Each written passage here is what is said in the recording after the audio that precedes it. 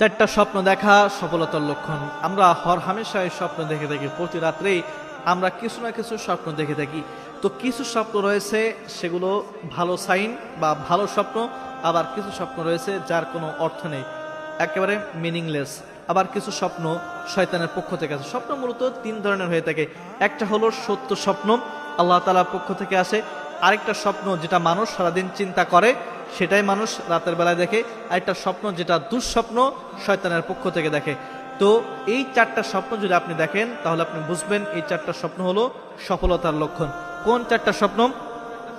এক নম্বরে, যদি কোনো ব্যক্তি নবীজিকে স্বপ্ন দেখে তাহলে বুঝবেন যে এটাই হলো আপনার সফলতার লক্ষণ।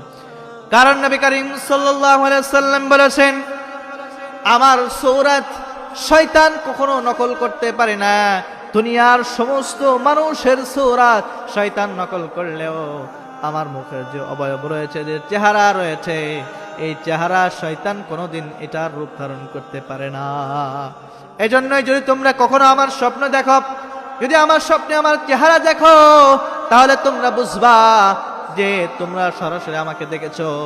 আর যখন নবীজিকে স্বপ্নে দেখা হবে, তার জন্য জাহান্নাম হারাম একজন করে দিয়েছেন। তিনি কে? আল্লাহ তাআলা তার জন্য জাহান্নাম হারাম করে দিয়েছেন। আর নবীজিকে স্বপ্নে দেখা মানে আপনার জন্য জান্নাত নিশ্চিত, জাহান্নাম আপনার জন্য হারাম। তাহলে আপনি যদি স্বপ্নে প্রথমত দেখেন নবীজি সাল্লাল্লাহু আলাইহি সাল্লামকে, তাহলে আপনি বুঝবেন এটা হলো ভালো স্বপ্ন, আর এটা হলো আপনার সফলতার লক্ষণ। আপনার সফলতা খুব বেশি দূরে নাই।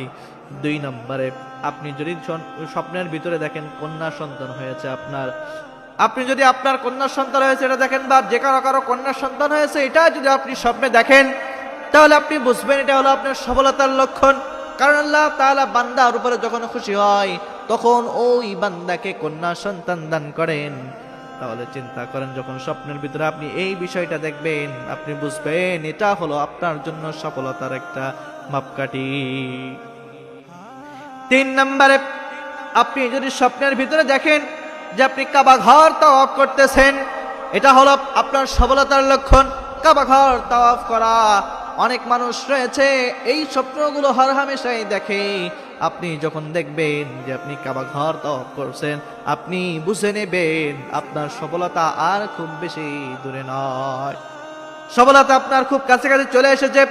চার নম্বরে, আপনি যখন দেখবেন যে আপনি ইমামতি করতেছেন, বা আপনি অনেকগুলো মানুষের ইমামতি করলেন, বা আপনার পিছনে আপনার অনুসরণ করতেছে অনেক মানুষ, তখন আপনি বুঝবেন এটা হলো আপনার সফলতার লক্ষণ।